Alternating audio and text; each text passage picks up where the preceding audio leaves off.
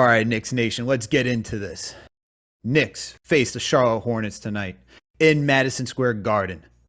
But were they ready for it tonight? We didn't seem like it when they first started the game. They were down early. But the first unit fought. We saw Evan Fournier coming out hitting some shots. RJ Barrett taking to the basket, trying to keep him in this game. Julius Randle would hit his first 3 shots. The first unit would essentially get a 31-29 lead and maintain that until the end of the first quarter. Then the second unit would come in the second quarter. They were struggling. They didn't have it tonight. You could see that IQ wasn't getting a shot in the second quarter. Deuce McBride wasn't having it with the fumble that went out of bounds. Obi Toppin was just the only guy who was able to get 2 buckets. Jericho Sims just grabbing some boards. So then Tom Thibodeau had to bring in that first unit once again and exhaust them trying to maintain that lead, but it didn't work. Knicks would be down by the end of the second quarter going into halftime. They come out of it. You'd think they'd have the energy to bring it back. They made it close. First unit would just play the entire third quarter, again. A Tom Thibodeau blunder to let them run the entire third quarter. They were gassed. But you got to give the first unit some credit. They did try to knock it into the points, try to keep it close, and they did. Fourth quarter would come around. Second unit would come back in. And then you see Emmanuel quick, hot. 6 minutes get you 11 points. But then another Tom Thibodeau blunder. He pulls him out after the guy was going Nova. And even finding Alec Burks, who was starting to getting some shots. But then he would bring in the first unit again to close it out, which didn't make any sense. These guys were gassed. And then what would happen in the end? The first unit's defense just collapsed. Knicks would just lose in just a disappointing fashion. 125 Charlotte Hornets to 114 New York Knicks. Alex Trateris here, the Stratocaster. With me on the other side is my boy JD Sports Talk. EP was at the Garden tonight. You know what it was. Hanging in there with the orange and blue faithful. Trying to give the energy to see the Knicks go on a 5-game winning streak. Even try to hit a free throw. We'll wait for CP to call and see if he hit the free throw or not. We don't know. But we're here right now. We're here to talk about it. So, JD, man. Let me tell you something, JD. This game, I was faithful. I was optimistic going into this game, bro. I was optimistic. Knicks were on a 4-game winning streak. We just beat the Hornets last week. But there's something in my feeling that maybe the Knicks weren't going to do this. But I was like, let me just put that aside. I'm ready to see this team go on a 5-game winning streak. Prove me wrong. And man, it was just tough. But there was 3 things I just want to point out that I saw tonight. As I already talked about, Randle didn't seem to have it after his first 3 shots that went in. But you saw that in the third quarter, it looks like they made an effort to make sure that he got the ball to get into rhythm. I didn't really like that much, honestly, because I felt like RJ, who was doing a lot of the work in the first quarter, was then frozen out. And for a guy who's been showing that, he's ready to take that next step and be that on this team, a number 1 option, the focal point of the offense. I didn't really like that we went away from him just to get somebody going because, as you saw, it was a lot of your turn, my turn, your turn, my turn between Julius Randle, Evan Fournier, Alec Burks, and RJ Barrett for the limited shots that RJ got in the third quarter. So I wasn't too pleased with that. I wish they had a little bit more ball movement, but tonight they were just struggling, man. Evan Fournier, another guy I want to go to. He was hot. He was in his baguette, as I like to say. Man was in his baguette. He was hitting everything from 3. I was shocked. Shocked that tonight we got a good game from Evan Fournier, but we couldn't pull this one out. He was just hitting everything. 6 of 8 from 3, 10 for 16 from the field, 4 for 5 from the free throw line. He had 4 rebounds, 1 assist, but it seemed like Fournier himself was just in rhythm, and I liked just what he was giving this team because this is where you're starting to see him play. And maybe for some of those who may not like this, what I'm about to say, his contract is not looking as bad when he starts playing like this. Granted, I know he's an inconsistent player. I get it. But when he gives you nights like this, it ain't looking so bad. It just isn't looking so bad. And the last thing I want to touch on before I hear your thoughts on this, Emmanuel quickly. Dude struggled in the second quarter, as I said. But then he gets hot in the fourth quarter. And yet we pull him? That didn't make any sense. And for that, I get why he was pulled. Because Tom Thibodeau's rotations were suspect yet again. Yet again, after learning to stagger RJ and Randall, he went back to his original ways and just played the first unit together, second unit together. And then you take out Emmanuel quickly because of that? It didn't make sense to me, man. I thought Quick was going to be the guy to close it tonight, and he should have, but those are just my three things I want to highlight. I want to hear your takes, bro. It's been a minute since you've been on here.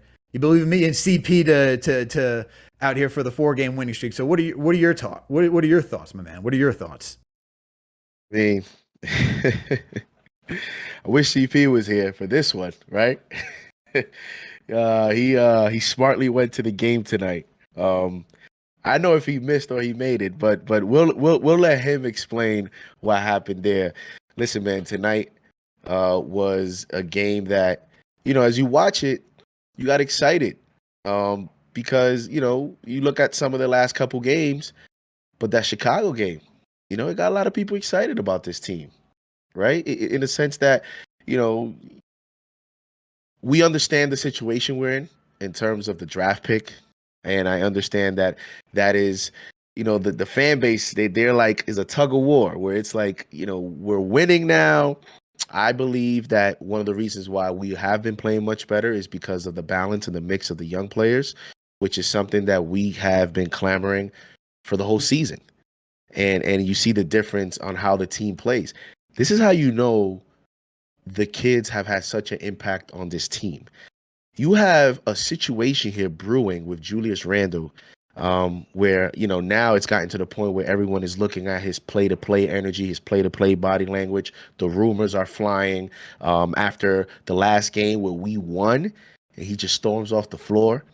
And yet, the team is playing well. The team is winning despite all of that. That tells you a lot about, the young players are not letting these things affect the team. They're not letting it affect their play, and they're not letting it affect their effort. And I think partly a big reason why is because I don't even think these players care, to be honest. I don't think Deuce McBride cares. I don't think Grimes cares. Just because these guys have been waiting for this moment to get an opportunity to play consistently. So now that they've gotten that opportunity, their mindset is, listen, I'm just trying to play well. And they have. And tonight, I've always said this, and I've been watching you guys' show. It's been a lot of Tibbs love over here lately. It's been a lot of Tibbs love. A lot. I ain't mad at it. I'm not mad at it. But I have said that if we're going to switch and move the goalpost, right, and we're going to say we want him back, and we're going to say, stability and continuity, and he deserves an additional year, we're going to go that route. Just because it's the end of the season, just because there's 5 games left, to me, does not mean that we're evaluating him differently. And I think he understands that. You know why? Look at the way he's managing some of these games. He wants to win them. And the team has won games lately. But the thing I didn't understand is removing quickly out of, that game. First of all, I didn't understand the game plan to begin the game in terms of the defensive strategy against LaMelo Ball. Did you guys know that he started Evan Fournier on LaMelo Ball when the game started? I thought it was interesting that when we started the game, if you looked at, the play-to-play possessions on TV, RJ was on Miles Bridges, Fournier was on LaMelo Ball, and Randall was on PJ Washington. And I think one of the main reasons that happened is because Miles Bridges owns the Knicks. Let's call it what it is. He's had 2 different career highs at 2 different points in his career, and that's been against the Knicks. So he's had multiple 30-point games against the Knicks now. I think that's now 3 in his career against the Knicks. And I think what Thibodeau was looking at is trying to have Randall on someone else. And so therefore you put RJ on Bridges, but then now you're leaving Fournier on LaMelo Ball. There was 2 corner threes that the Knicks, that RJ allowed from the corner. And I know that on TV, it looks like RJ was the one on his assignment, and it was. But if you look at those plays, Alex, it was off the pick and roll with Fournier guarding LaMelo. It was a mismatch all night. I did not understand why you don't put at Alec Burks, who, guess what? He played well defensively against, you know who? Cade Cunningham. Didn't Alex Burks make a clutch play against Cade, who is a similar size point guard, right? It was also a young player. I didn't understand why not putting RJ or Alec Burks on LaMelo. I think the Fournier decision, the Hornets made him pay because they were putting Evan Fournier pick after pick after pick. You know what LaMelo Ball was doing? Floaters, left, right, because once LaMelo started making baskets, now you have to respect that. And now that space is the floor. It happened with McBride. McBride had trouble against LaMelo in the second half. You know why? McBride is 6'1". So when they put him on the screen, McBride is trailing LaMelo. Now LaMelo has a full vision in front of him. And because of Thibodeau's system is to fall back on the pick with Mitchell Robinson, sagging off, LaMelo has a lot of real estate in front of him to make clear, concise decisions, and he did that. So I didn't agree with the defensive game plan against LaMelo Ball. I think they made him pay. And then, Alec Burks, you knew it was going to happen. Once he had the game he had last time, people calling the show, he's MJ. I just knew that Tibbs was going to play him 40 minutes tonight, and he did that.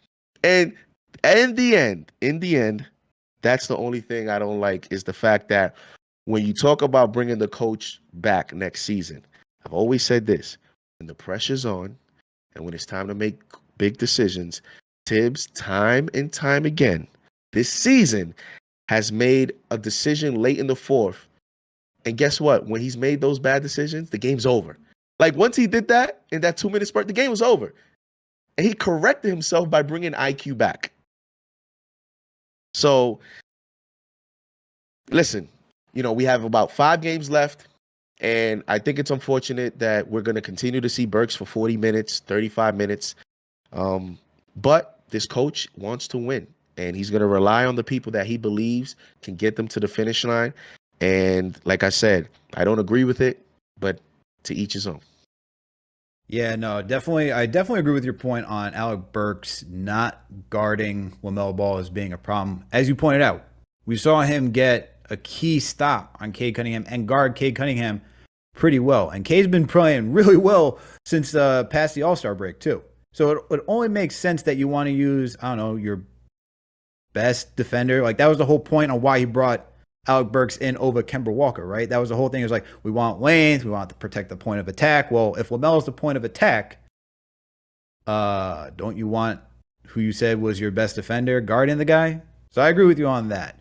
But you know what it is, man. Tibbs is trying to win out. We saw the kids are trying to win out too, even when Randall and Mitch were out. Like they're trying to compete and see if they can get this last play-in spot. And I told you, man, the way I want to see it is the kids playing well and making that type of push. I don't necessarily want to see the veterans being the anchor to this team that's doing it, but that's what we got tonight. And to some extent, when you look at Deuce McBride, you look at Jericho Sims, guys who are struggling tonight, I get why you didn't want to stick with them that much, but Emmanuel Quickly, Obi Toppin should have gotten more run, man. You see Julius Randle over on the bench, just like taking care of his knee, like massaging it, because you could see he's still sore, right? He sat out for a couple games. So then why not use Obi Toppin, who has been playing really well as the last couple stretches of games, right? We saw the last 5 games where he's been playing a good amount of minutes. He's been getting you double-digit points, high rebounds, not necessarily double-digit rebounds, but like 7, 8 rebounds per game. He's shooting the ball really well too, right? But yet you didn't want to go to him and you wanted to go back to Julius Randle, who struggled last game, went 1 for 9 last game. And now you want to bring him in here. And it didn't make any sense, man. You would think that he'd want to run with those type of guys again and just see it. And even though Quick didn't have his shot falling in the second quarter, he at least was still running the offense pretty well. Like Toppin still got 2 for 3. And we also saw how dynamic Toppin was. and why he's not a dud. And You guess know what I mean? and guess what? If there was a game where you could say, because listen, obviously you see these players, they follow social media, even though they like to say they don't. You see Tibbs answers, about some of the social media questions. They're watching, and I'm not saying when they're watching is KnicksFanTV. I'm talking about Twitter, real GM forums, Reddit, like whatever. Like they're watching. Algorithms and stuff like that. Things pop up and they read and they see. So I'm pretty sure that the Knicks were aware about the unconfirmed reports on Julius Randle and what happened supposedly after last game and all that stuff. And I'm pretty sure that tonight, they want to get him going, right? They want, if their decision is to play Julius Randle for the rest of the season, you want to make sure that, he plays well and to kind of diffuse a little bit of the smoke and the distraction. And then you make a decision in the offseason. But however, this is what I'm saying. You don't put certain things ahead of what's important and what's a priority. This was a game against this Hornets team that don't play defense. They don't play defense. They're one of the worst defensive teams in the league. And you play Obi with Randle a little bit just to give Obi a few more minutes. Who cares about what it does to you defensively? You got an opportunity now where you have a young player who's starting to gain some confidence. He's starting to show you moves that he hasn't shown all season. Having a dribble, pull-up, mid-range shot. We haven't seen Obi do that. Obi's shooting, much better in the second half of the season from three. And you want to take advantage of that. And then, like I said, you have a matchup tonight where who's their center? Miles Plumlee? That's a threat to a Knicks fan or not playing Obi a little bit more. Maybe sliding Randle at the 5 and playing Obi at the 4. Like, this was a game to try and make some creative adjustments, give certain players, but the template is you play a position, and that's the position you're going to play. You play this way, that's how many minutes I'm going to give you. If somebody's back, this player plays this many minutes. I've never agreed with that. And I know, like, for example, CP has said a lot of times about, well, if a player comes back, what do you want to happen? The rotations are the rotations.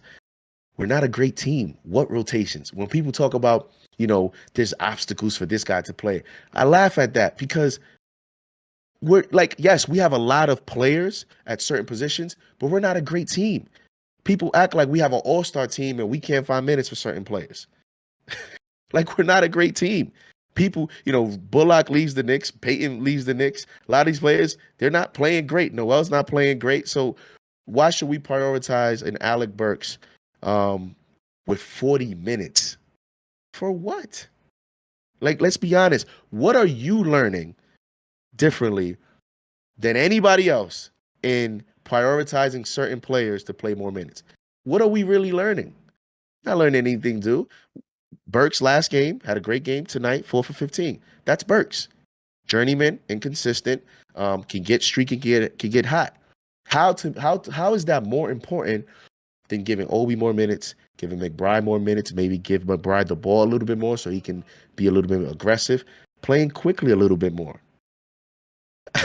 How is Burks still starting with 5 games left? Somebody explain that to me, please. Oh man, look. I don't mind him starting, but I do mind the minutes, right? It's what you said. It depends on who's getting what minutes and where they're getting the minutes and what we've seen. And the thing is that we've seen the kids do well these last 5 games, and yet it goes back to what feels like status quo. And it's just not how it should be done, man, especially when you just saw them go on this nice little run. But let's talk about another player, man. Let's talk about RJ Barrett, because I like that he got 25 points tonight. He's still keeping above that 20, averaging 20 points a game per average. I like that. He was pretty efficient tonight, 9 for 17, 1 for 4 from 3, 6 from 8 from the free throw line. He had your 4 rebounds, 3 assists.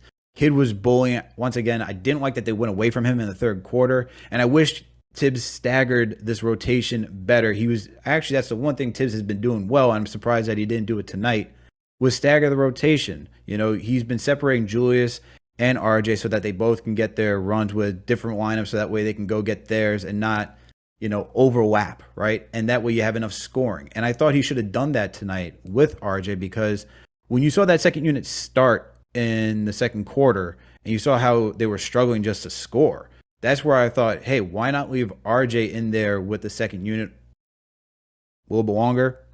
And that way you could alleviate some of those issues. And that way it opens things up for the rest of them, right? Just brings them away from, it just helps scatter the defense. Instead, you had Alec Burks out there forcing shots. I'm like, why are we getting more Burks, man? Like, he clearly doesn't have it tonight. And this is where you allow him to go 4 for 15 tonight, 4 for 13 from 3. Like, sheesh.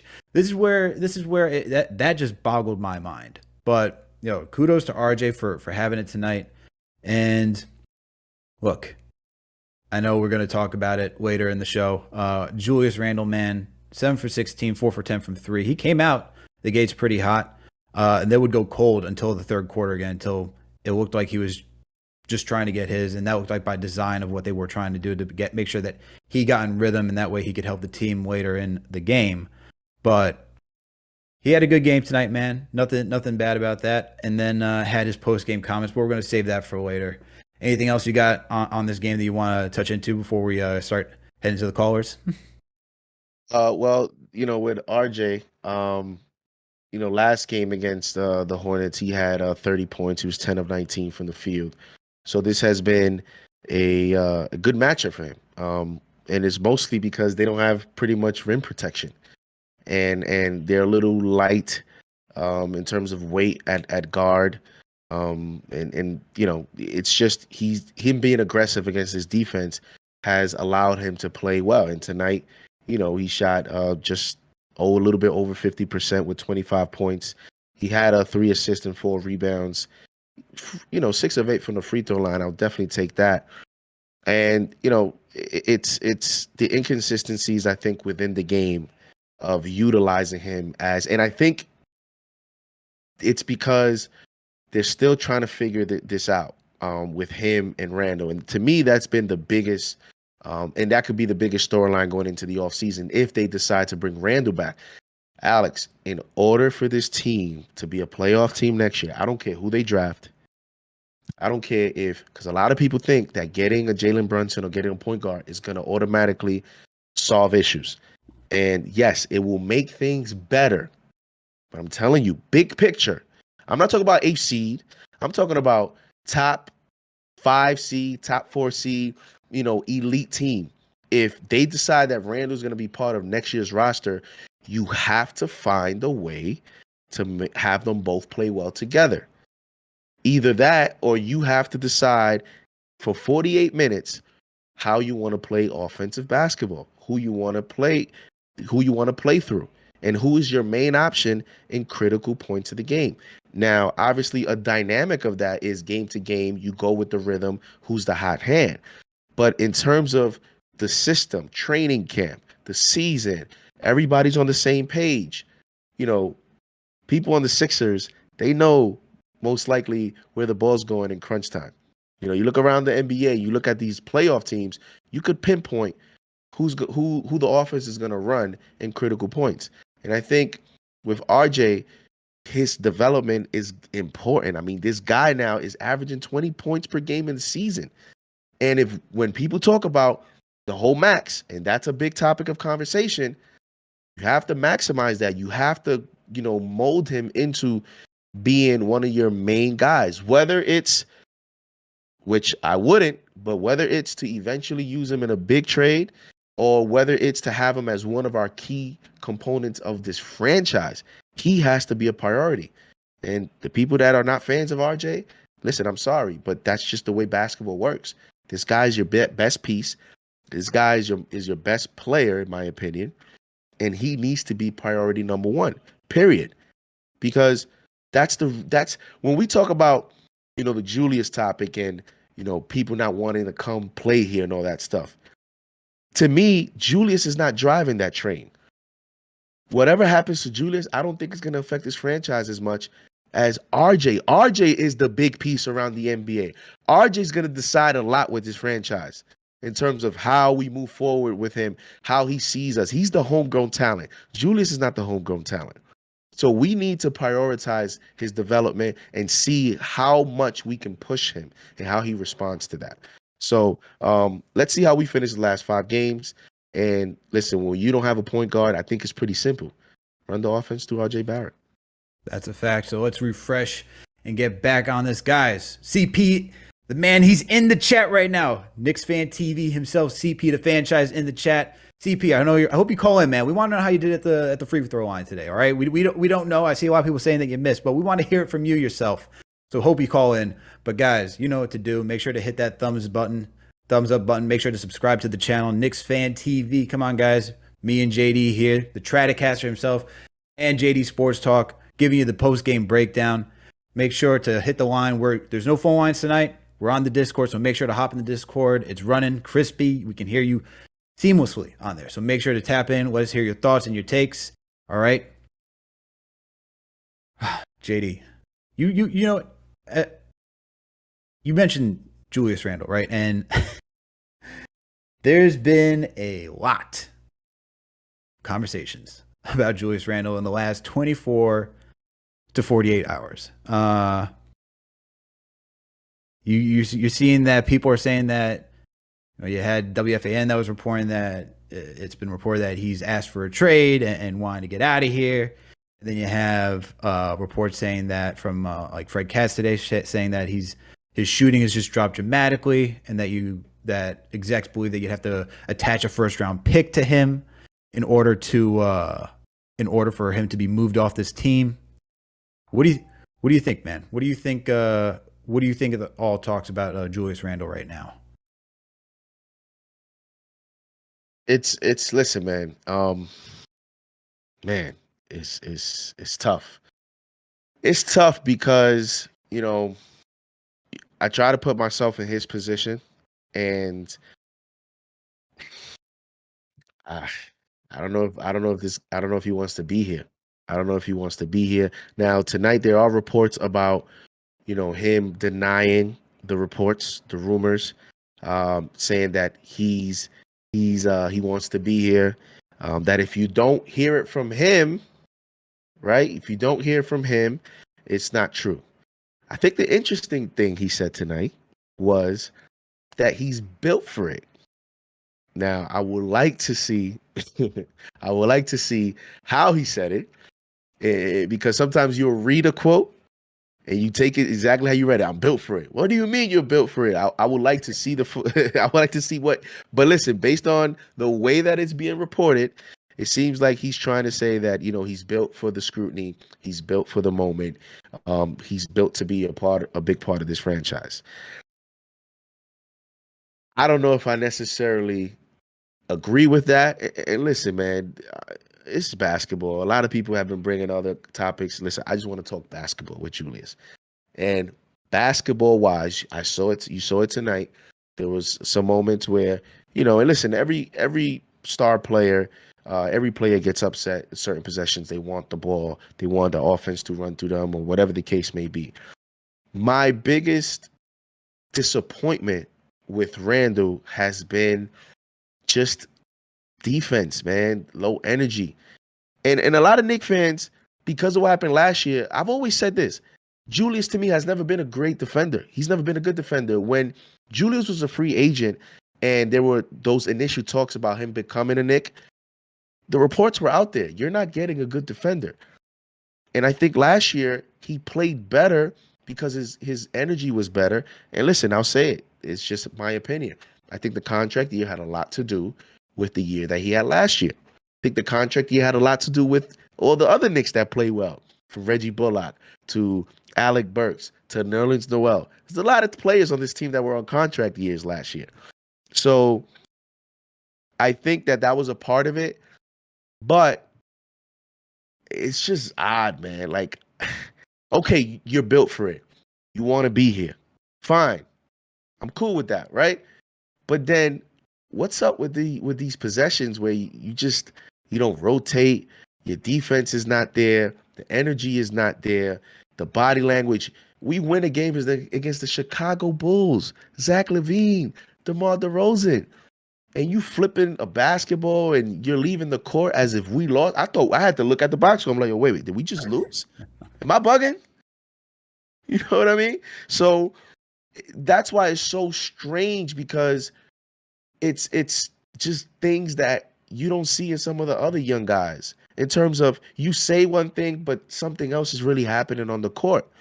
And that's just been disappointing, man. And listen, I don't put too much stock in what he said tonight, only because I think at this point, Alex, I think the front office has an idea what they want to do with Julius. I think Julius has an idea if he wants to be here really or not. And what you're going to see in the next 5 games is a lot of PR stuff, a lot of professional post games. He showed up tonight. He took some questions, right? I don't think that's a coincidence after what happened last game. Like, these are little things that people have to pay attention to. I don't think that's a coincidence. These players are not available on every post game. They rotate these players. I don't think it's a coincidence that Julius, in a loss, showed up to the post game tonight, and took some of the questions. You have to do that. You have to support him to end the season. And it's because if you're going to trade him, right, and you're going to play him, you need to end the season on a positive note. And that's just, if you are concerned about what's best for this franchise, you have to look at it that way. It's only 5 games. I want Julius to play well because he's going to play. I'm not going to win anything just being here complaining. He's going to play. So play well. Right? Let's see how the results are, and let's get into the offseason. I'm already ready for the offseason, man. I'm ready for the offseason, and let's see what happens with Julius's future with this franchise. It's going to be interesting to see. To me, it's the biggest storyline of the offseason going into it. That's a fact. That's a fact. Now, I agree with you 100%. And before I give you my take, we do have a caller on the line. Before I give you my take on Julius Randle, let's hear what Jan in DC has to say about tonight's game, or any of his takes in general about the Knicks season. Jan in DC, how you doing, my man? How you feeling today? I'm all right, guys. How are you? Doing well. Doing well. What's going on? All right. So, I guess it's more of a question for you, for both of you. Hypothetically speaking, say you guys were a part of Julius Randle's brain trust, and he's going into this offseason, and there's a lot of scrutiny. How do you think he should approach? Like, say the Knicks brass are like, yeah, Julius, we want you back, and we want you to reshape your image and come in here fresh next year. How, as a member of Julius's management team, would you help? How would you say that what should he do in this off season to try and restructure the way the story is written about him? Okay. I guess for me, if I'm part of Julius's camp and how to restructure, how his whole image from this past season, I think the first thing you have to do is just, one, work on your game, come in well conditioned, and be ready to play once the season starts. And, just be somewhat the same Julius Randle was the season before. At the end of the day, what gets fans rallying behind a player is your performance on the court. The outside stuff, yeah, we've seen guys who have issues off the court and stuff like that. That's not Julius Randle. His has primarily been just with this team and with the fans and how he's been able to perform this season. So the thing I would tell Julius is just focus on your game. Do what you did 2 seasons ago that made New York fall in love with you, because that was the effort that everyone wanted to see. We just want to see grit. We want to see hard work. We want to see you play 110% on a nightly basis. I was talking about this with someone the other day, that if Randle had started the season off strong and not necessarily taking defensive plays off, not trying to incorporate moves into his game that didn't really make a lot of sense, and just played his game that we were accustomed to last season, people would get behind it. Even if he wasn't shooting at the high percentage, if he was still translating to competitive and winning basketball, and he was just playing hard on a nightly basis, people can get behind that. And then as the season goes on, if you're starting to dog a little bit because Thibodeau is known as that guy that will play you an excess amount of minutes, and it's we're midway through the season, Julius doesn't really have legs right now to go run back and forth on defense, I could at least articulate and argue that, saying, hey, man, this dude's playing 37, 38 minutes a night. You know, we have Giannis Antetokounmpo averaging 32 minutes a night and that's why he looks well fresh every single time. But if Randall's out here playing 38 minutes and he was giving it his all from the get-go, I can make that argument. But the thing is, he didn't. So that's why we're here where we are. But for Randall, it's just strictly for me, just focusing your game on the court. Like, that's the most important thing that we want to see. I don't think it's any different than that. Like, you don't need an apology. I don't think you necessarily need an apology for the fans. I don't think that's really going to do much unless like your performance on the court changes. And we saw that first season too, right? People wanted Julius Randle out of here because his performance on the court was just bad. Like, it was just very ISO heavy. We saw the same spin move into double, triple teams, not looking for his teammates, and people were sick of it. You know, CP came on here and reported that there was interest between Buddy Hield for Randle and who else was ever involved in that trade. So you knew that the Knicks were considering moving off from Randle, and you saw fans during that time too saying, "Yeah, I'm fine." We they'd be happy to move off from Randle, but then he had that magical season, and everyone was like, "No, this is our guy."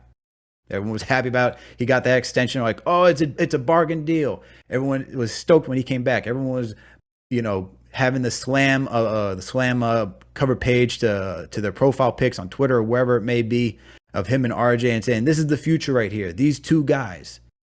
Now, to Randall's credit, the pieces that they put around him this season didn't necessarily work with Kemba Walker. You have a guy who's not really good at the point of attack at defense. You have M. Fournier, who's an inconsistent shooter, who's also not really good at defense.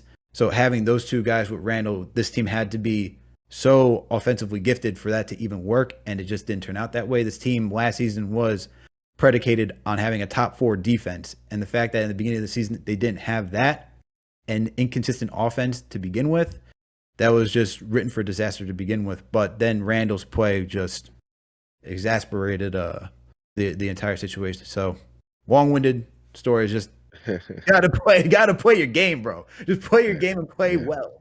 That's just my opinion. Listen, I think this is such a unique, it's such a unique situation. I think what you try to do is, again, the first decision is, is he coming back, right? If that's your intention, then these last 4 or 5 games, you can't do anything about it. You leave it alone. Let him play how he's gonna play. It is what it is, right? In the off season, sit him down, and this is with the front office already in the organization, knowing who if Tibbs is coming back, knowing what your system is gonna be, knowing who you're gonna make the focus. You talk to Julius, and you mentioned Julius. One of the main reasons why we think you had a tough season was training camp. You didn't show up in the best shape of your life. You did the previous year. You didn't do it this year. And I think that's one of the most underrated, not talked about things. When you look around in other sports, you look in football, you look in baseball, in the NBA, all sports. Usually when a player comes into camp and he's out of shape or he's not in the best shape, look at what Mitch had to deal with, right? A lot of players say that when they don't play well, I had to deal with this and that and the fourth. So you first want to make sure that the fitness is correct, that he is healthy and he is in game shape. But you talk to him and you say, listen, you don't want to be here? Fine. Not a problem. But at this moment, Julius, in order for us to move you, we need you to play well. And the only way that we can get you to play well, the only way that we can get other teams to be motivated to trade for you is you have to come into camp with the best in the best shape of your life so that we can report that, right? That's a PR. You take the videos, you take the photos. That's the first positive in terms of coming into a new year with a clean slate is coming into shape, right? That's always great PR. People get hype about that. Oh, this player's in the best shape of his life. People get hype about that. Organizations like to see that. That's the first sign of leadership. And then you talk to him about, you had good stats. You actually don't even need to give us 21-10 next year. We're going to run the offense through RJ. We have Jalen Brunson here. We have Brogdon, whoever. We're going to relieve some pressure off you. We just need you to play within the system. We'll get you, plays at a better spots. And, let's start from scratch. We had that plan last year. It didn't execute. You know what? Forget it. We start from scratch and you develop a game plan with him and you sit him down. You see how he responds to that. he should be excited about that because, again, if he does not want to be here, the motivation is I'll play well. They'll move me by the deadline. I think the second thing you do is you look at to hiring an assistant coach that he can develop a relationship with, or you give that assignment to Johnny Bryant. I think one of the things that I've seen is I don't see Johnny Bryant talk to Julius as much as he does with RJ. I don't see Johnny Bryant talk to like some of the, it seems like Johnny Bryant focuses a lot on the younger players because you see it a lot. I was on a shoot around in one of the games. Johnny Bryant was with RJ. Julius came in, didn't see much interaction there. I think Julius has to develop a bond with someone on the team that is a coach other than the head coach so that he can be held accountable and he can feel that he has additional support because there's a disconnect here going on. And you want to solve that going into next season. So I think you sit him down, you talk to him, and you try to hire someone that can develop a relationship with, hold them accountable. And yo, listen, man, Tibbs is also responsible for this.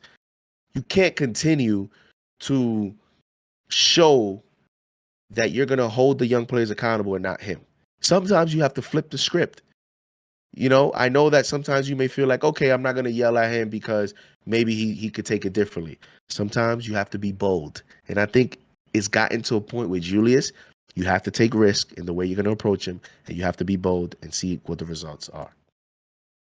That's So, a fact. yeah, the reason why I asked is because, you know, last year there was so much great press around him. He had that article in the Players Tribune. There were, you know, him talking about bringing all the rookies in and the young players into the gym with him, and like it was like, you know, it was basically a love fest. And this year, as soon as he gave the thumbs down to the crowd, I really feel like he's an emotional player, so he's feeding off of the goodwill when he had his good year. And this year, he gave the thumbs down and he was getting booed, and he's getting booed and stuff. And I feel like that affects his play on the court. So, like, in a weird way, I think this offseason for him to get back in the good graces of not just like the team, the organization, and the fans, I just think is important to his long term success here. If I mean, if he has a long term here, but I'll get off the air. Great show, guys. Appreciate it, Jam. Appreciate it. But yeah, no, like Randall had all that good press last season, and then, man, this is like the hardest fall from grace I think I've ever seen for any player in any sport. Just so strange. I don't know. JD, you got anyone that you know that's dropped this hard from being like a darling last season to now being most wanted and out of town? Not in the span that it's happened because it's the accolades, you know, all NBA, most improved player, all-star, 4 seed, and then this season is the fall from grace, you know. And it's funny because when you look at the stats, other than the efficiency, he has similar numbers in terms of points, rebounds, assists. But it's the challenges that he dealt with before in terms of those numbers having impact.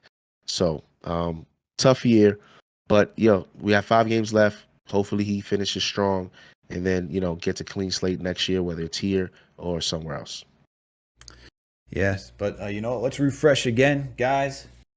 This is KnicksFanTV post game. You know what it is. You got me, Alex Terrace, the Stratocaster, my boy JD Sports Talk on the other side. We are here tonight giving you that instant reaction after this Knicks game. Knicks lost to the Charlotte Hornets 125-114.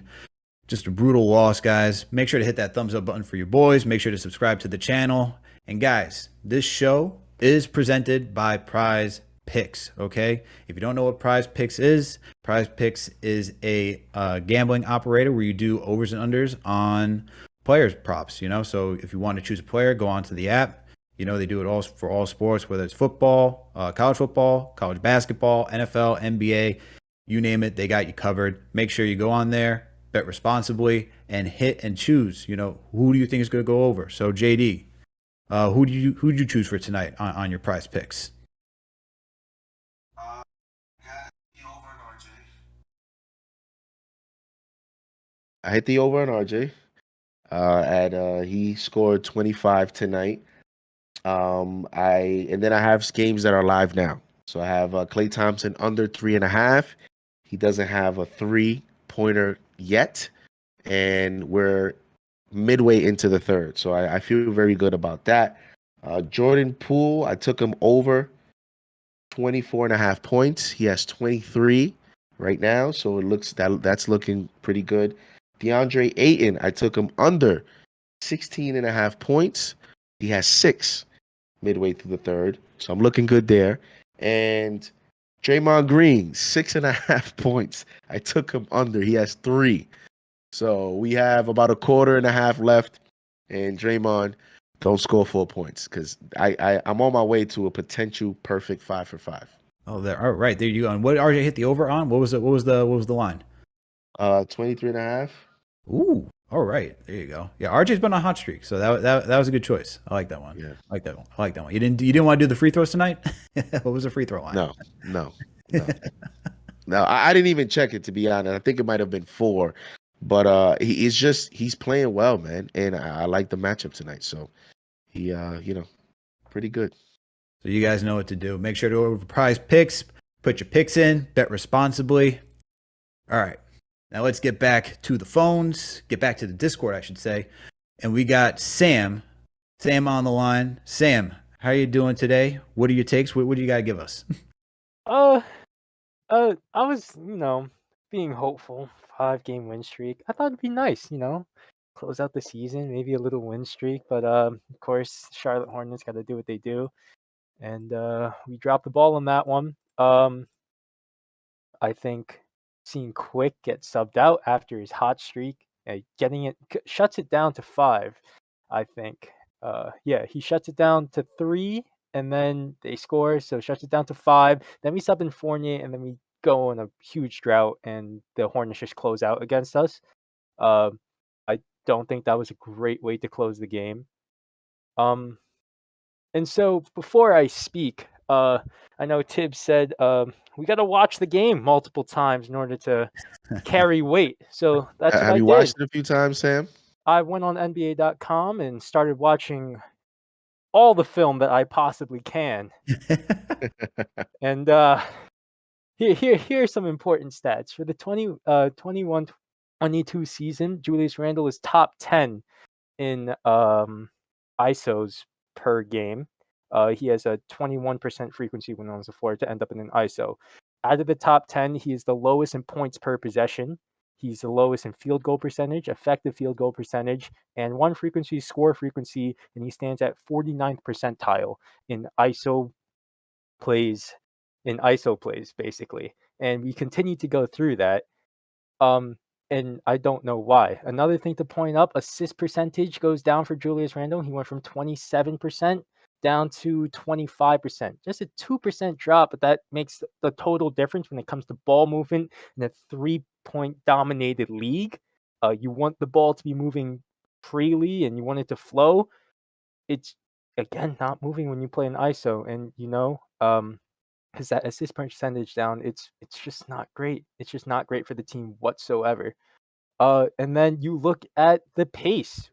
We are, let's see, bottom 5 in pace, which puts us bottom 10 in offensive efficiency. I've been saying these things over and over again throughout the entire season, and Tibbs just wants to keep on doing it. I know he said, "Oh, we got to look at the numbers. We got to look at the team." Well, sometimes you got to dissect the team and see, where can I make improvements to improve my best 5? Where can I make the 5 better so that they play better? I don't think Tibbs has done that. And I don't know. It's just frustrating to see this entire season. I too am looking over for the off Sam, season. do you want Tibbs back, Sam? Do I want Tibbs back? Not really. I really don't. I'd rather have Johnny Bryant play. So what I did, because we love talking film, right, Tibbs? If you're listening, I watched some film on Johnny Bryant when he was coaching the Utah Jazz Summer League, back in 2016, I think, and watching what he's done to develop players. What we've seen recently, how RJ steps far back, into the half court game and starts to find a drive, that is based off the product of Johnny Bryant. Johnny Bryant has done that with so many players. With Dame, with Donovan Mitchell. Sorry, am I lagging? I feel like my internet's dropping a little bit. No, you're clear right now. You're clear right now. Okay, cool. So that production has come from Johnny Bryant, and it's panned out really positive, and I think that would be better. I do understand if you want to keep Tom Thibodeau and see what happens, but I feel like you only keep it if you could give him the right personnel or force his hand to play the personnel in the way that the fans want to see it, and it results in a winning product. Yeah, I mean, I think the thing with Johnny Bryant, if we put Johnny Bryant, so you would want Johnny Bryant to start as the head coach next season, is what you're saying. I feel okay. We keep on naming established coaches in the league. We're looking at a young team, developing team. Mhm. If we have what? If you remove the vets, you have 8 players that are 24 and younger. If you want to build a young team, wouldn't it make sense to find a young coach to build connections without the entire team? Yeah. I don't disagree with that. I think my thing is like, how is this roster built next season? Right? I think it's easier to pull if you're pulling it all back and you have all the young kids. I think it's easier for Johnny Bryant to step into that role. But if you're bringing a lot of these guys back, which hopefully they're able to peel this roster back because it's just too cluttered, and give the young guys some minutes, then I think you're just putting Johnny Bryant in a tough situation, which wouldn't be right for him as a young head coach. That's my only concern with like Johnny Bryant. It's all dependent on how this offseason goes. And I feel like it's much easier, even if they pulled it all back and had Thibodeau for one more season, that you can still make it an easier transition to after pulling it all back and let Johnny Bryant being that next head coach into the 4th season under the Leon Rose tenure. Mm-hmm. That's just my thought on it, though. Here's the tricky thing with that too is that's why I don't think the way things have panned out is the way the front office had it laid out. Tibbs has 3 guaranteed years out of 5. I know the report is a 5-year contract. He has 3 years guaranteed, and the tricky thing about it is, the front office has one more head coach, in my opinion. A lot of these front office get hired. You get your one move. Once you go into that second move, that's the clock starts ticking. And Leon Rose knows that. And I think Rose wants to make sure that if he were to go and pivot to Bryant at whatever point that is, he actually wants to make sure that he's doing the best for that coach, because he knows, although Johnny Bryant is the young coach, has no coaching experience, and is going to be thrust into that role, James Dolan's not going to look at it that way, right? Because at this point, James Dolan is at a point now with his front office where you go and you say, it's been 3 years. When is the consistent winning going to start? You are making this move. I'm going to sign off, but we're going to need to start to win some basketball games consistently, become a playoff team consistently. This front office knows that, and they know they still have some time to make that move, and maybe that is a reason why Tibbs is going to be back next year. Give it another year, continue to upgrade the roster. Again, that doesn't mean that's what I would do, but I think from behind the scenes, because these front office sometimes they make moves to buy themselves time, Leon Rose knows that, and I think that's why you may see Tibbs be back at least for one more year. I mean, just to add on, you were talking about how the plan for the front office was kind of derailed. I completely agree there. Anyone remembers last season, the plan was to flip all these 1-year signings, and we ended up sticking with them. We made the playoffs. We made something out of it. I was going to say run, but we did not make a run whatsoever. We went into the playoffs, and that was the end of it. So I think the positives out of that season was that we made the playoffs, brought a lot of fan base back, gave winning to the young guys. But again, we were supposed to flip a lot of the vets, Noel, Burks, Austin Rivers, Julius Randle. These were guys who were supposed to flip, which is why we bought in what's his name? Aller Brock, right? Brock Aller, yeah. Yeah, Brock Aller. All right, cool. My brain's backwards. We brought these guys in to get picks, and so that way we could start forcing Tibbs' hands to play young guys, but also have them play hard and play defense. That was the plan. Now you're in this situation where you're stuck in the middle. This season would have panned out if Julius Randle had the same production, played well, and Fournier and Kemba. Well, I'm not going to say Kemba. Kemba was the low risk. But if Fournier panned out to the way they planned it, then this wouldn't have happened in the situation that we're in. If we stuck to the original plan, I think we'd be in a better position this year. RJ would have the keys. IQ would have more development. We see more Obi Toppin. Who knows? Maybe Obi Toppin would be playing as well as he played last year, if you remove Julius Randle from the situation. And so having that plan getting derailed by playoff dreams, basically, I hate to say it, but makes this year a setback to what the original plan was and how to improve this team for the future ongoing. Woo. So you're saying, so what's the big factor that you're saying is the big setback? That we went with a win now type coach instead of going with someone like Kenny Atkinson? Is that who you wanted? So I think coaching wise, between Kenny Atkinson and Tibbs, I was leaning towards Kenny, but I think Tibbs was a fine pick. I'm just saying that if we were to stick to trading the vets that we planned on trading last season, we would be in a better position, because then Tibbs would be forced to play the young guys, and then the young guys would be playing under good defense, in a strong coaching mechanic. Yeah.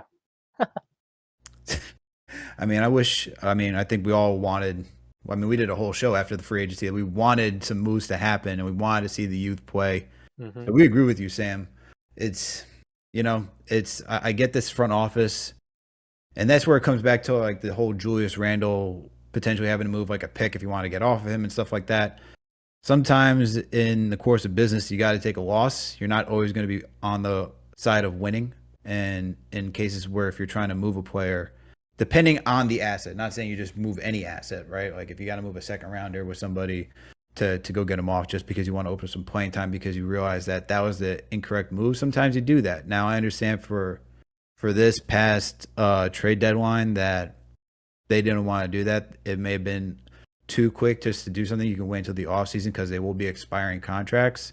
So even though they got 3-year deals, the second year is the only one that's guaranteed, and the last one's a team option. So I can understand why they didn't do it, but this offseason definitely got to start making some decisions, because you can't have this. You cannot have this coming back.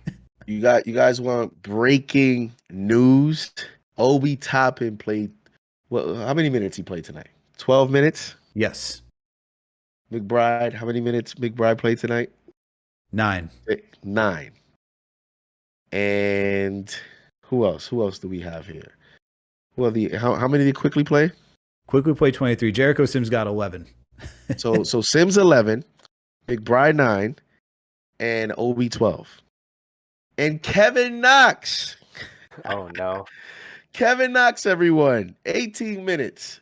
6 of 10, 17 points. You know he scored 13 points in 3 minutes tonight. What? I just ran into it. So I'm not saying it for any special reason. I have to see these highlights, but it looks like he scored 13 points in 3 minutes tonight. He had 18 minutes off the bench. How's that even?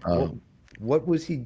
3 minutes? The Hawks. Oh, and if the Hawks win their next game, before we play our next game, we're done.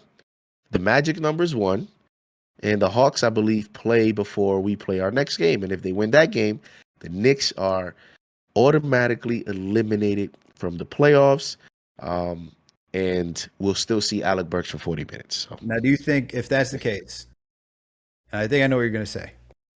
Should everyone who is a vet should be shut down and all the kids should begin? a bulk of the minutes. Should have happened a long time ago. I mean, I agree with It should that. have happened a long time ago. And you didn't even have to shut down the vets, but incorporating the young guys more should have happened a long time ago. I mean, you're seeing the results now. And a lot of people say, well, how do you know that this would have happened before? How do you know? Did you guys forget the game McBride had against the Golden State Warriors? I was live at that game. That was the game that Curry, I think, broke the record. Yep. McBride played very well in that game. And so we saw with Grimes, it's just once he got the extended minutes, we saw it for an extended period of time. I just thought that, some of these young players, there's some things that you have that you can translate early, in the middle of the season, or after. When you play defense, like I could play defense and sit on the bench for 40 games and come in game 41. I'm not going to forget how to play defense just because I missed the game. If you put me in a game 22, just like you put me in game 42 and in game 60, I'm still going to be able to show you that defensive energy. There's another element in terms of understanding assignments and scheme, and that is what practice is for. But at the very least, these young guys, man, they're hungry. And Tibbs was the one that reportedly endorsed these moves. So think about it, right? You're Tibbs. You endorse McBride, you endorse Grimes, you endorse some of these moves, reportedly. And I don't think Tibbs is going to endorse players unless he feels these guys have certain qualities that I can go to at any point of the season. So I just think we went to it too late. Tibbs himself, to me, has contradicted himself a lot of times. Remember when he was talking about first is 10 games, then it's 15, then it's 20, then that's a whole bunch of what? Exactly. And so then all of a sudden, and then when he says, "Oh, Alec Burks is the best we have. We don't have any option better than that." Oh, really? Have you seen Quickly play? McBride has played, pretty solid. So I just think that Tibbs, you saw last year with Peyton. You're seeing it this year with Alec Burks. Once he develops a plan, he sticks to it. A lot of times it can work, and when it doesn't, that's when it becomes an issue. Yeah, and you know what? Like, I agree with you. Like, we saw all those young kids play well, right? And that's the one thing I have a gripes with Tibbs, is that he gave too short of a leash to McBride after the Toronto game. Like, we never saw him again. Legitimately never saw this man again. And now we're starting to see McBride come in here and now get a little bit more meaningful minutes towards the end of the season. I feel like he was too harsh on that, especially since we saw what Kemba Walker did and offering no defense. Like, sure, we saw Kemba come back and give us some awesome games, and I was hyped to see some of that because it was the closest thing that we had to a semblance of a point guard in what, 8, 9 years. So I was stoked for that. But and do you think Quickly will even be a starter for this franchise ever? now I think this was the season to do it, because if they improve, they're looking to upgrade the position, right? That's going to be the plan. Supposedly this offseason, we're going to look to upgrade their position. So if they get Brunson here or Sexton or Brogdon, those guys are starting. yeah, And I think that's one of the underlying disappointments is you could have used this season to evaluate certain players. Not to say that Quickly would be a future starter, but when Quickly's contract is up, you don't think he's going to think, if he's playing well up to that point, that he could become a starter? There's a reason why Terry Rozier left the Celtics. There's a reason why a lot of these, players sometimes that are thought of as six men, you don't give them any opportunity. And once you talk contract, another team offers them that opportunity, and they're looking for the promotion because mentally they think they can start. Same thing with Obi.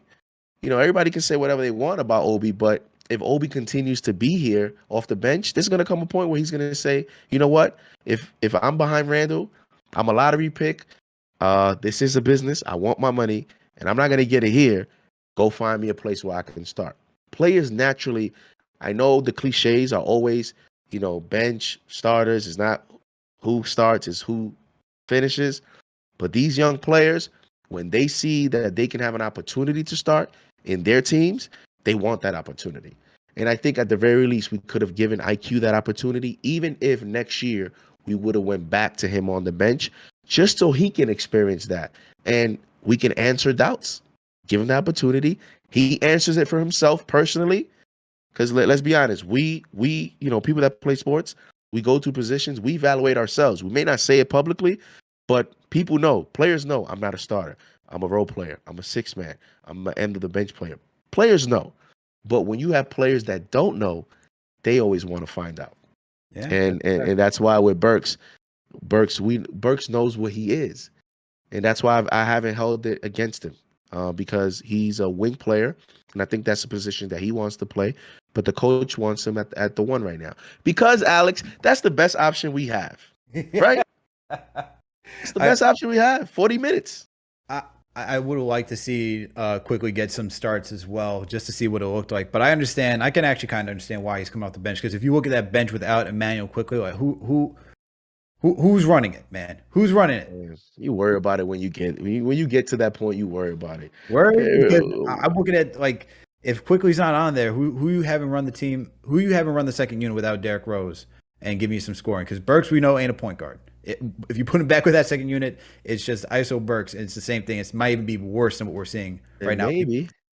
Maybe you take out Julius a little earlier, or take out RJ a little earlier in the first, and bring him in with the second and feature them. That's it. When you have two supposed scorers, you play one of them with the bench unit. And that's it. And you feature that guy. That's their opportunity to be a scorer. The game, I mean, we're talking about spurts here. We're talking about a 3-4 minute spurt, and then you're bringing someone else in, right? Like you can still play quickly with the second unit. I just never bought into that because I just think when you have those situations, especially when you get to the playoffs, Alex, rotations are only 8, maybe 9. So, like, we're so worried about 5 minutes off the bench. You figure it out in terms of the way you distribute the minutes. In an 82-game season, yes, it's a bigger question mark for sure. Yeah, for sure. Shout out to Dave Pockets who sent us a super chat today. His comment is, thank you for the $5 super chat, I should say. Randall set the tone in a horrible way, then avoided RJ in the entire second half, and Tibbs taking IQ out is insane. Ship Randall and Tibbs, RJ and IQ was disrespected. All right. Disrespected. All right. Well, let's get back to the phones. We got Khalil up next. Khalil, what's going on?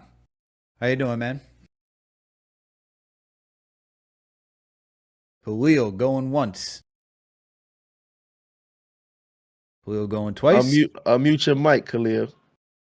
You got to unmute your mic. You got to unmute your mic. We can't do it. All right, let's we'll move Khalil back. And let's get, I think this is Michael who's waiting to come up next. Let's bring Michael up and okay. have this conversation. Wait. Is this the Michael that I think it is? Let's see. Let's find out. Is this the Michael that I think it is? Michael, you're on the Discord. You're on the line. What's going on? What's good, man? Hey, I'm making a return, bro. Hey, it's the rookie of the year. Listen, man. End of the season coming up. We basically messed up. The only good thing we had was getting a better draft pick. And we're going to get, let's say, the 15th pick. This man, Leon, going to trade back with a pick for 2 extra second-round picks. So we're probably going to have the 18th pick. And listen, basically the only high point is the kids right now. And this game just shows why next season with Tibbs and Randall is not going to be good. And at least halfway, they have to do something, bro. And in the offseason, I want Burks gone. I want every veteran except maybe Fournier, because I think realistically they're going to keep him. But every other vet that's not $70 million contract gone, even though I want them gone. Listen, I'm done with this man Tibbs going to Randall every play, not holding him accountable, let him do whatever he wants. And then this man, Randall, okay, so you go off the court on a win, and then on a loss, since you played good, you want to dap up Miles Bridges. Like, what are you doing, bro? Like, if the team really wants to win, you stand on the court after a loss, not whining and laughing just because you play good, bro. You can't have them. And next season is gonna be the same thing until we trade them. So I'm just gonna wait until the kids get their real chance. Obi gets the real chance. Tibbs out. Until then, man, I mean, it's just gonna be the same unless Tibbs changes or unless Randall goes back. It's not. It's just gonna be a loop until they're gone. That's all I want to say, man. It's been the whole season. Peace out, man.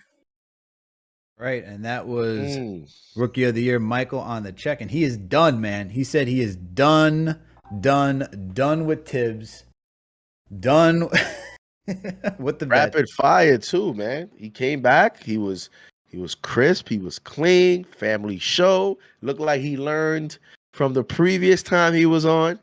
You know, if it's been a while, so I don't know how many of us even can remember. So shout out to Mike, man. He came back. Nice call, man. You guys should rate that call in the chat. 1 to 5. Mike's return. What are we rating it? 1 being trash, 5 being facts. 1 being trash. But hey, probably had to keep it quick because it is past midnight, man. It is a school night, so he had to. That's probably why. Had to make it quick, man. Had to make it quick. But Khalil, we got you back on here again. Khalil, let's hear your points. Are you ready this time around? Mute your mic, Khalil. Come on, Khalil. Come on, Khalil. You just hit us up in the chat. You were like, "Hey, can y'all try again? We got you on again." Just unmute your mic. Just click on. There's a mute button at the bottom. Khalil is not unmuting his mic. Oh, wait. Yeah. Up. Khalil, you there? Oh man, his mic's unmuted, but we can't hear him. Oh my goodness. Guess we'll leave him. We'll leave him there, and if he pops up, he can say a few words. Yeah, well, Khalil, figure out your mic situation, then we'll bring you back on. All right, keeping this thing rolling. I don't know, man. What CP and I on the last show, we were talking about the offseason changes that we wanted to see happen between, what players we wanted to see gone and go between the vets and so forth. What players do you think you want to see gone next season? What changes do you want to see? Number one, changes. I think, me personally, I think Julius, you have to find. Honestly, I don't think you can find us. Julius can be back.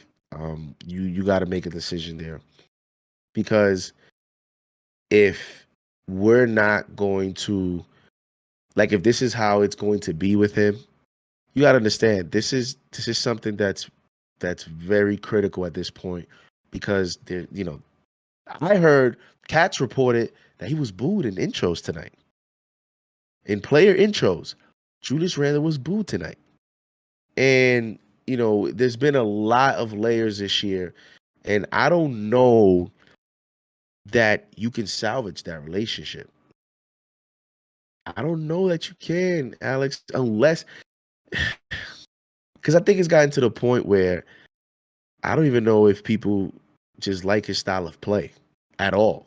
Like, even if he makes the adjustment – I don't know I don't know what he can do to improve that relationship in this market, in the city, because we're going to value him on winning. And I don't know that next year we're going to be a contender. You know, so if we're 500, or we're hovering around 500, I don't know that he's going to have that positive air around him and all that stuff. So at this point, you just got to – I don't know that he can come back. Burks – got to figure that out with Burks. Noel, I don't know if you can move Noel. This team has a lot of decisions to make, man. You got to figure out what you want to add to the team. And we're not even talking about the draft. And then you got to figure out who you can remove from this team. This is going to be the most important offseason in this front office's tenure, in my opinion. This is it. This is the offseason. That's it. Clock is ticking. let's see where we're gonna go with this franchise. Yeah, the thing, what was it? Last season was like how many players get another chance to win back a city over? Second, can't get a third time. They're like usually they say 3 strikes you're out, but this is a very delicate situation where I think it's best to I think it's best that they find a better solution for Randall and see if he can go to another team, man, get a fresh start. I think the way that everything has unfolded this season, it's just been it hasn't been good for both sides. I think once he acknowledged the fans, that's the all downhill. Like you see what RJ said the other night, right? Or the other day during a presser, he's like, I turn off my notifications. I don't focus on that. Like, and that's the thing, man. Like, players know we're here. Like, we're fans for a reason. We're fanatics. We're crazy. We're overanalyze these things. We like to think about these situations 24/7. We want to see our teams win, especially the New York Knicks, man. Like the New York Knicks, like fans have been dying for, been hungry, I should say. They've been hungry for a competitive team, a winning team. All right, it's been too long. And the fact that now you get this type of season after a magical season last year, you just gotta. I feel like you gotta just cut the cord, man. Just cut the cord, moving along, and go with the youth, man. Because we saw how the youth played earlier this week. It's just better. It just looks better. Like better ball movement. Everyone plays together. Everyone plays the style that Tibbs wants them to play. You say you want more threes? Cool. They gave you more threes. You want to be out there in transition? They were out there in transition. You want them playing tough defense, making the rotations, playing with a lot of energy? They were doing that. No excuses. They hold themselves accountable. And the thing is, that doesn't help Julius. Like you mentioned that RJ said that. That moment didn't help Julius. Because look around. When that happened, what everyone was saying, oh, but Julius doesn't say that. Like it's gotten to that point where, you look at some of the character traits and some of the qualities of some of the players around him in terms of grit, accountability, et cetera, and everything is going to be used against him. Look at McBride diving after that loose ball. Julius doesn't do that. Like people, it's gotten to that point where he's under such a microscope that every little thing is being analyzed. And to me, if he comes back next year, is that a sign of winning in terms of, we have to win? Because if Tibbs is back and Julius is back and we start 2-5 or we start 3-6, it's not going to look good, and it's not going to look good early. So why would you want to expose your young players, the franchise, the season, the fans, everything? Why would we want to start off in that manner? I think if Julius is back, I think the pressure even goes higher because now everyone's on the clock. You've made the decision to bring this player back. Now we want to see results. No more excuses. And I don't know if this team in one off season with a salary cap and a bunch of young players and a coach who's going to be coaching for his life next season, like Burks is playing 40 minutes. Like, look at the minutes distribution in games that this team is not making the playoffs. Look at the way he's coaching. How do you guys think that's going to change next year when he knows his job is likely on the line? So they have to make a decision and they have to choose a direction, and everyone has to be clear of that direction. And I don't know that the front office even knows what they want to do, to be honest, because how is Tibbs coaching this way, right? Giving these veterans this many minutes, but then we're hearing reports that they want to go with the young guys. And here we are, 5 minutes left in the season, and we still see a lot of just iffy things going around. Like, there's still that disconnect, in my opinion. So does this front office even know how to figure this out? And I think we're going to find out this offseason. That's a fact. And you know what? Let's shout out to the New York sports guy giving us a $5 super chat. It says, Knicks fans treat their stars horrible at the first sight of a slump, then blame Dolan for not being able to sign anyone in free agency. What do you think about that? You think that's true? Listen, man, a lot of things are true right now because we haven't been good in how long? I mean, so everything. Listen, everything someone says, I just say, you have a point. Everyone has a point, in whatever they say, because, we're hungry and we're searching, and one of the things that I've heard a lot today on Twitter is, this is why stars don't want to come here, this and that and the fourth. And my mentality to that is this. That's why we got to start. We have to draft our own. We always are so concerned about everyone else. The era is changing now. This is not the LeBron era. Was the one and done. 1 year contract with the opt out. LeBron started that player movement stuff, right? Where players would risk themselves on a 1 year deal and control where they go. We're starting to go into an era now of more, these players are signing their first contract. And at this point, New York is just not New York is not what it seems to be, man. We're in a different generation. The city with the weather and this and that and the fourth, it's a different dynamic now. It's about basketball. We have to start drafting our own players. Does RJ feel like he wants to leave? He doesn't sound like he wants to leave to me. He wants to get paid. He was our own pick. We need to find more RJs. We need to find eventually maybe a better RJ. Like, just because Julius leaves, to me, Julius, in my opinion, is not a big enough player that, a Donovan Mitchell may not want to come here because Julius left. I think certain things are case-to-case basis. Melo has relationships around the league. A lot of Melo is a controversial player, but players love Melo. Players like to listen to Melo. That could be so I think it's a case-to-case basis. I think some of these perspectives sometimes are a little bit just over the top in terms of I get what you're saying, but we just need to become good, man. Forget all that. Like, why am I sitting here waiting for the next star? Why? For what? We got to develop our own, man. We got to develop our own, build our own players. That's the one thing the Knicks have lacked in for so long, is developing their own players. And now with this new staff in place, we're starting to see that, right? We're starting to see RJ Barrett, Obi Toppin, Man quickly, all these guys, and they're taking the next step. We see Obi taking that next step. You see Quick taking that next step. And we are drafting good quality players, guys who have that winning mentality, ability to just what is it? What's the word? Not just a winning mentality, but just a constant work ethic too. Just wanting to come in every single day and be part of something bigger than themselves. And I think the Knicks are starting to draft that way. So that's the one thing I can say that's been different than years past. But we got series up in the Discord series. What's going on? Unmute your mic.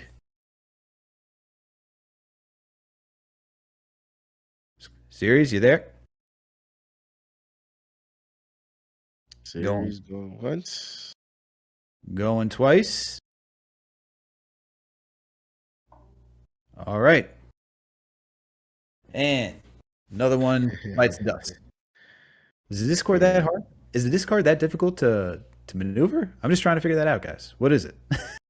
Let me know. Let us know. Oh my God. But yeah, we have to develop our own, man.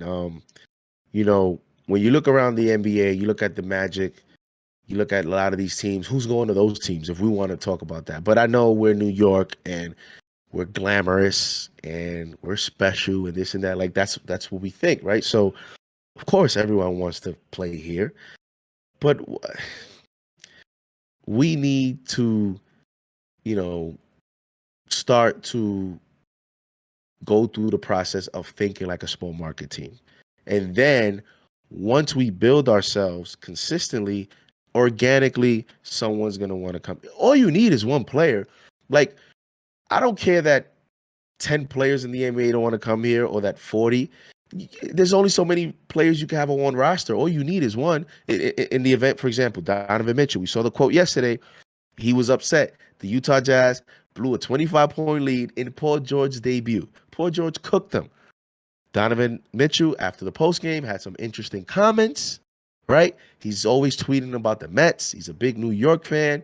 He's always tweeting things with New York. There's something different going on there. Some interesting connections. Johnny Bryant.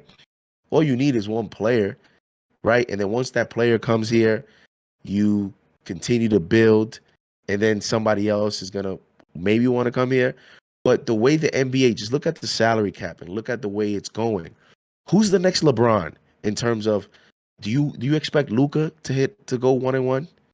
Do we expect Honestly, Giannis to do that? Like, who's going to be the next LeBron type of movement where you see Kawhi going 1-1, you see LeBron doing it, you saw Dwayne Wade do it?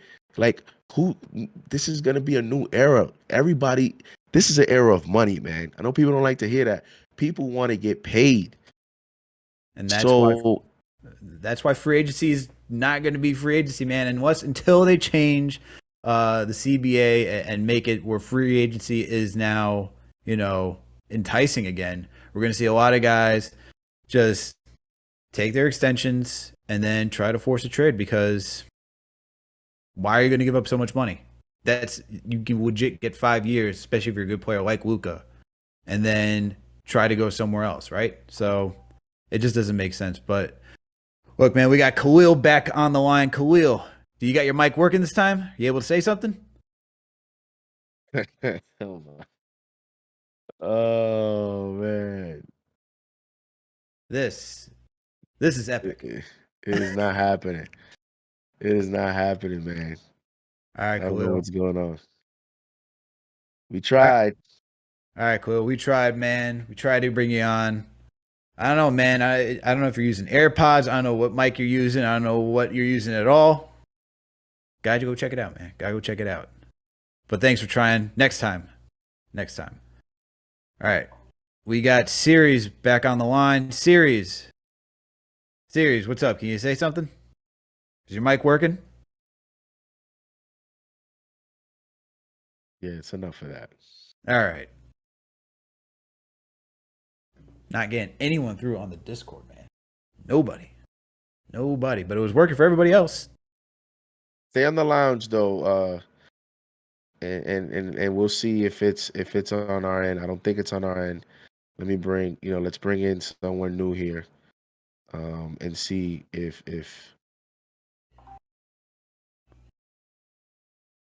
Zabby. hey,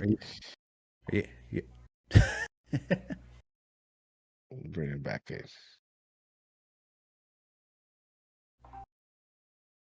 Zabby, unmute your mic. What's going on? Zay. Can you hear me? Yep. What's your name? Let's go. Zay from Maryland. What's up, Zabe from Maryland? How you doing? I'm doing all right. I just called in just because y'all was struggling to get people to do their mic stuff. So let me call in real quick. Get my take. I understand Randall has to go. You know what I'm saying?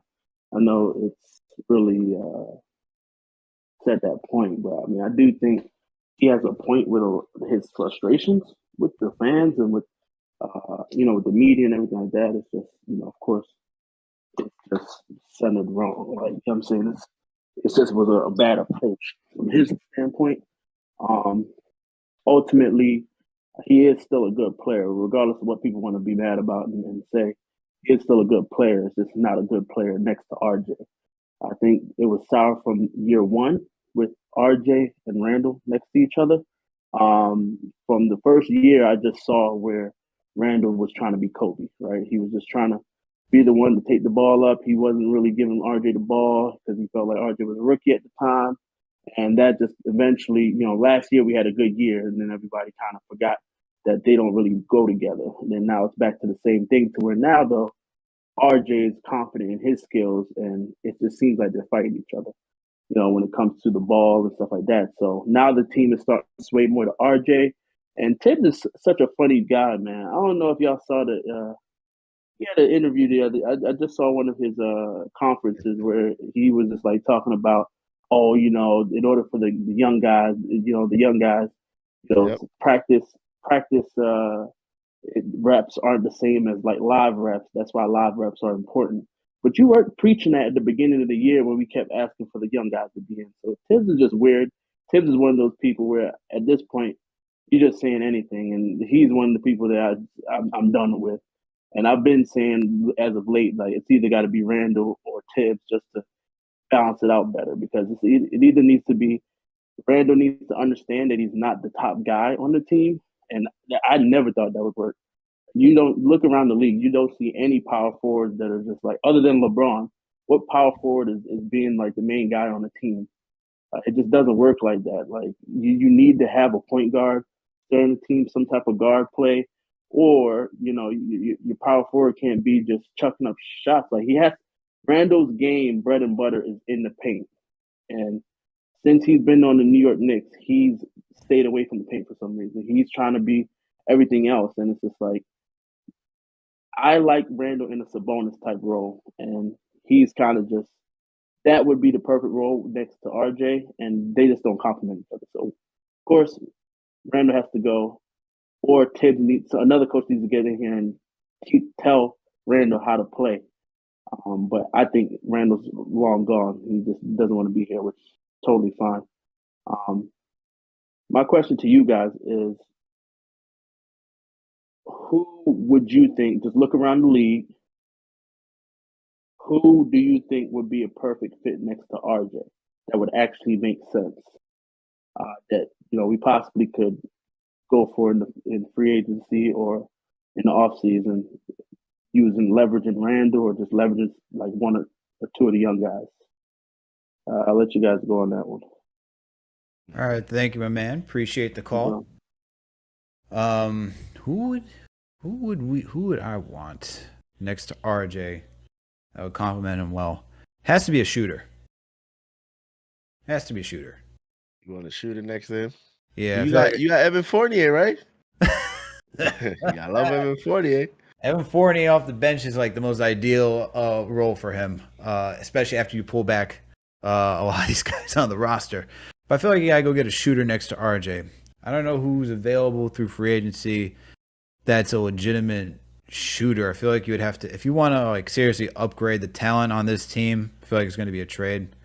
I'm looking more at point guard who can just make sure everything is organized and stuff like that. You guys already know where I am on Jalen Brunson. I know people are talking about Tyus Jones, Colin Sexton's out there. I think Colin Sexton would be a good pairing next to RJ too. Granted, you probably need somebody who can connect the ball to both of them. That's why like someone like Lonzo Ball would be very enticing if you had someone like Lonzo next to Colin Sexton and RJ on this team.